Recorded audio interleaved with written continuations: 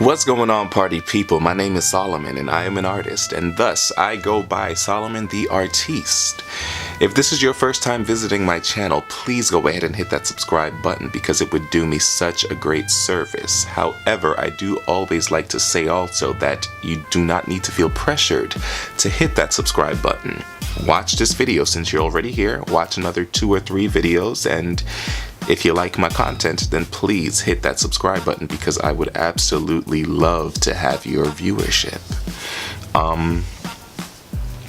You want to hear something crazy? I actually already started to film this video and I actually got lost in the video. I got so lost. Normally that doesn't happen. Like, that hasn't happened to me since I started shooting these music videos, since I started shooting these YouTube videos. And I just kind of found myself at a loss of words. So you can see by the title what the subject of this video is. And I was so caught off guard because I was certain that if anything, this subject was something that I had in the bag, So when I first started filming this video, I kind of made mention of the videos that I posted before this. I had a fear of posting them. The videos I posted before this were your friends won't support your art, and the other one was, that's so terrible, bullying still hurts at 30. And I was afraid of posting them because I thought, I don't want this channel to be one that is, depressing. I want this to be a positive, uplifting channel.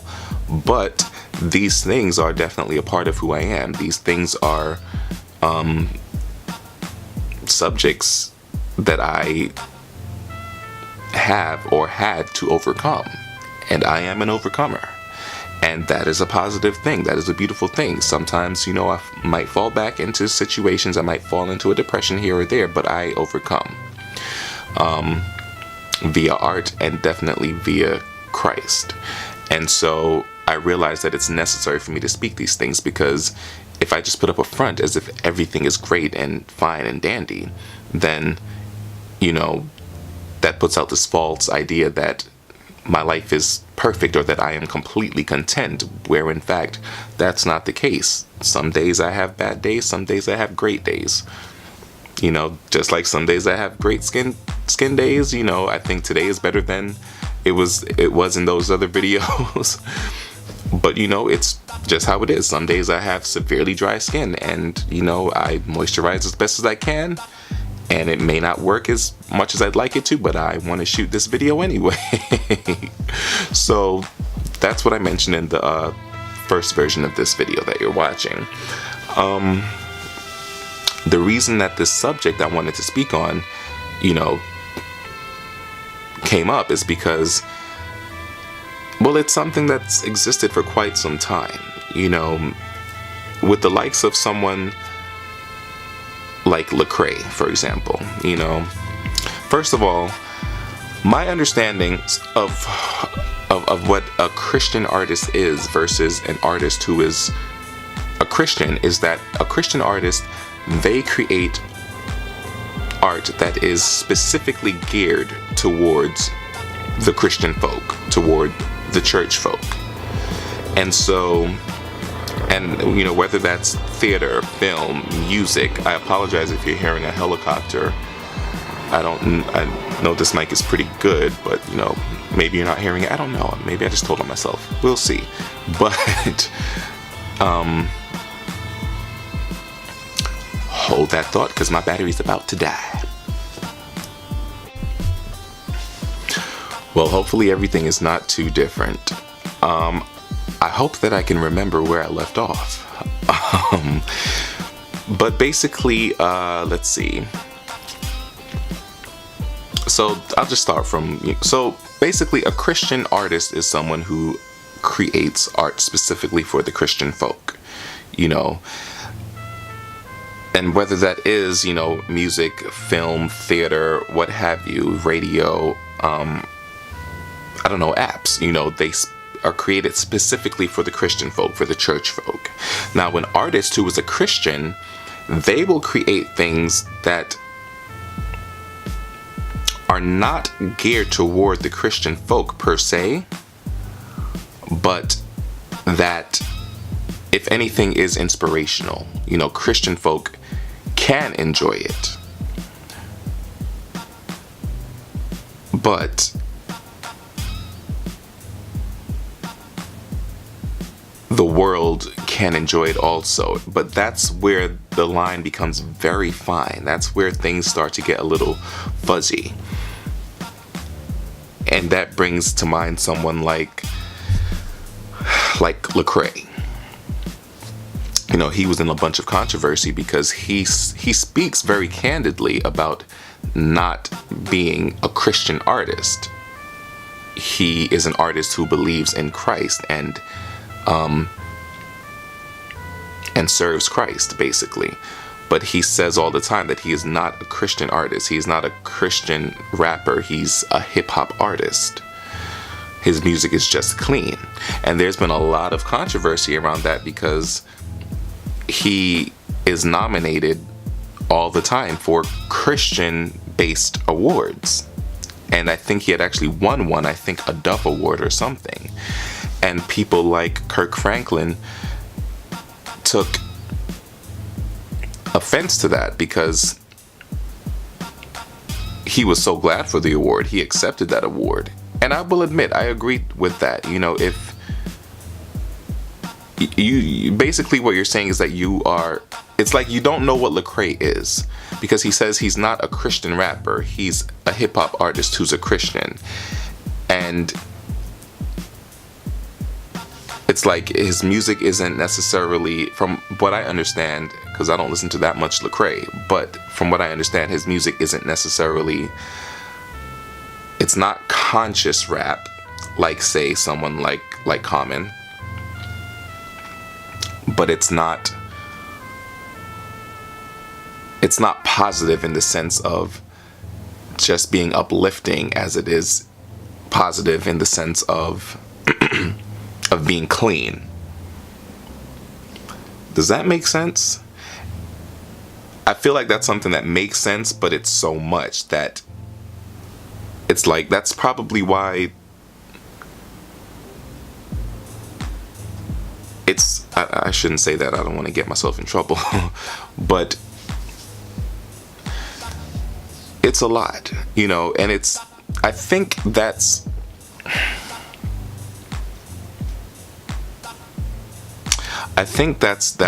where it gets tricky. Jonathan McReynolds said it best. You know, there's no gray. You're either black or white. You can't sit on the fence. It took me a long time to understand that.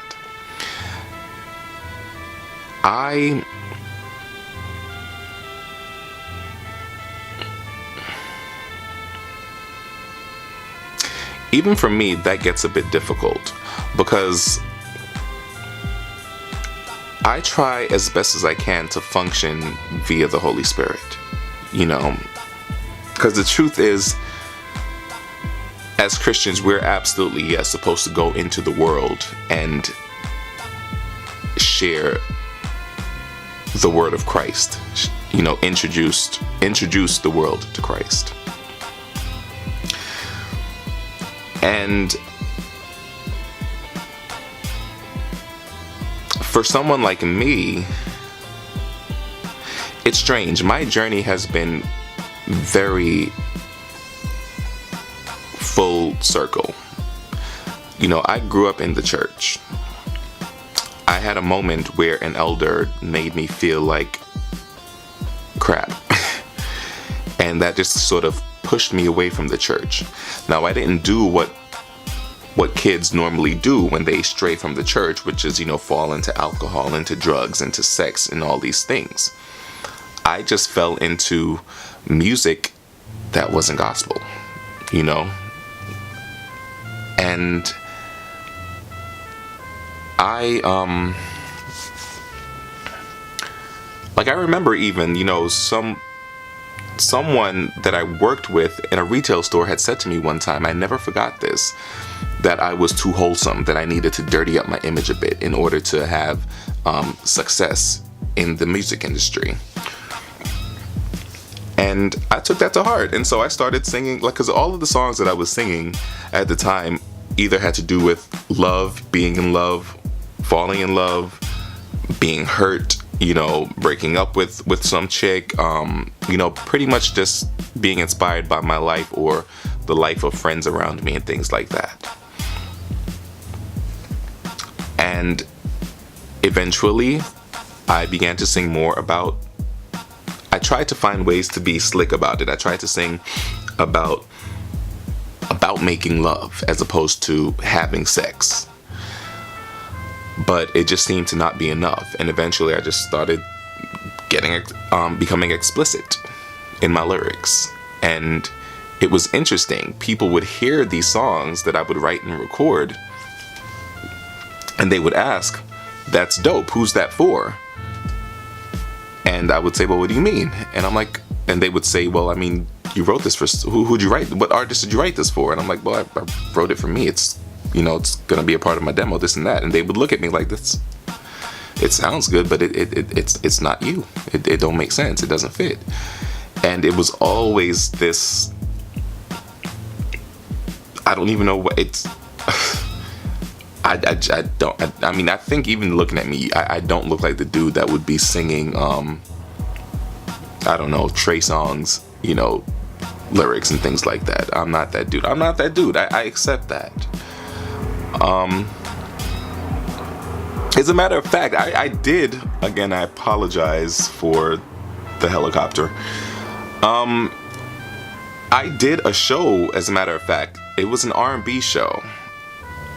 And I sang my heart out, and you know, and I had to rap a few lyrics here and there. And even in doing that, the host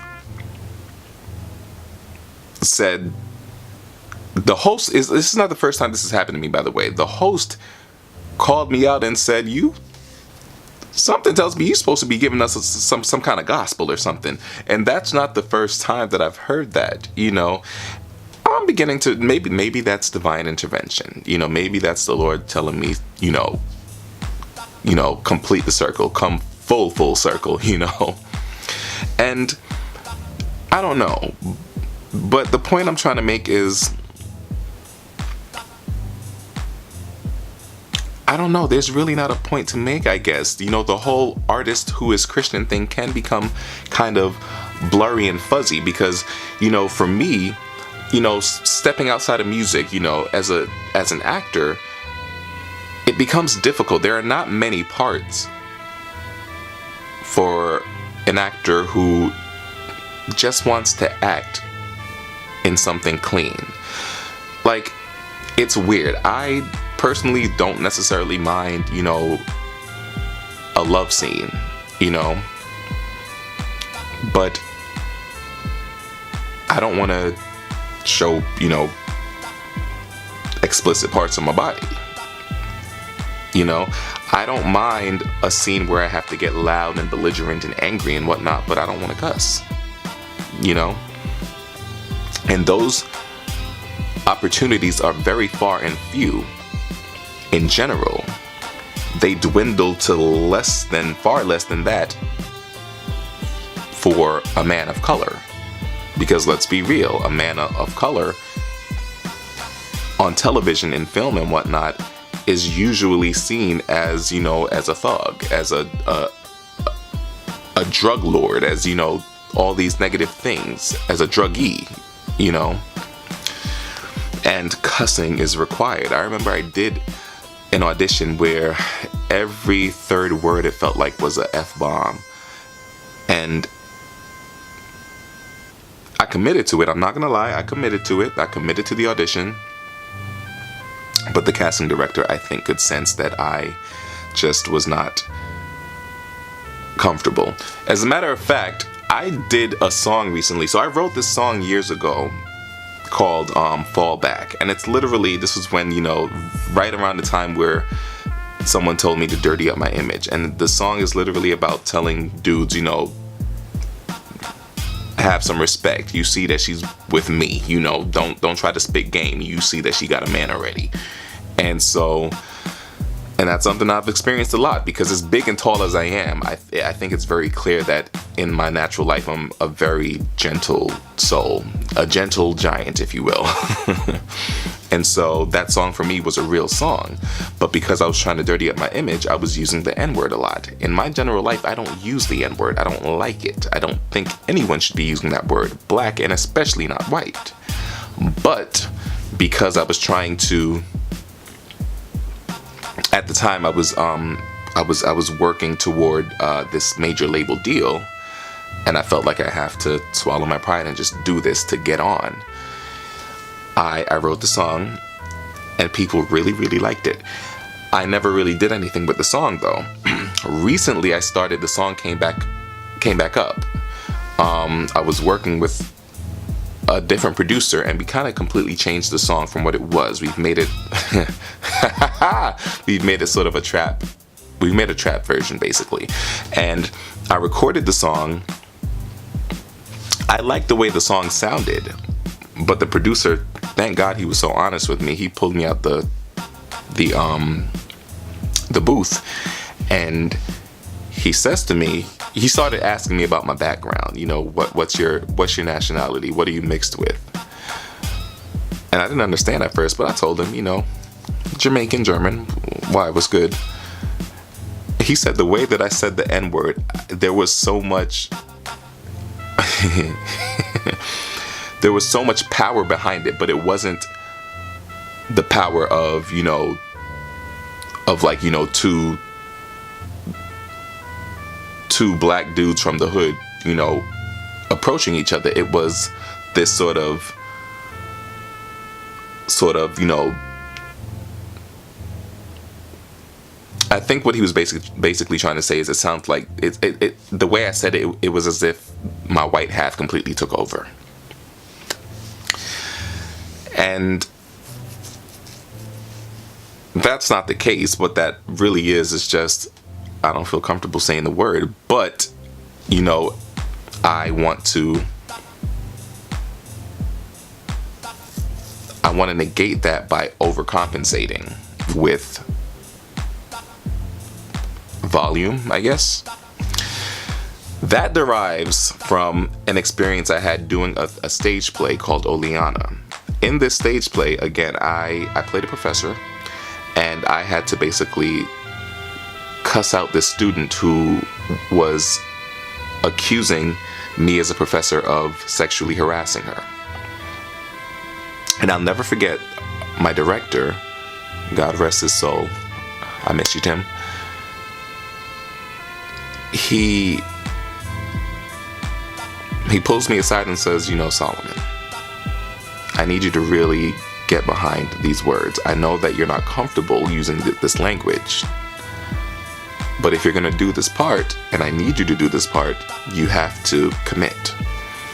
And so I said, okay, because this show for me, like, you know, it was also a class for me. I was getting credit for doing the show. So I had to commit. That was my compensation, a good grade. And so what he's basically said to me is that the problem that I have is that you're this big, tall man, and you basically look like a lion going meow. You know, it don't look good. It don't make sense. If you're gonna roar, you need to roar. And that moment has stuck with me for so long that every time I find myself in a situation where I have to use obscene language that I don't want to use and feel so uncomfortable using, that moment pops into my head, and then I always, I guess, roar behind these words, thinking that will compensate. But that worked for that show.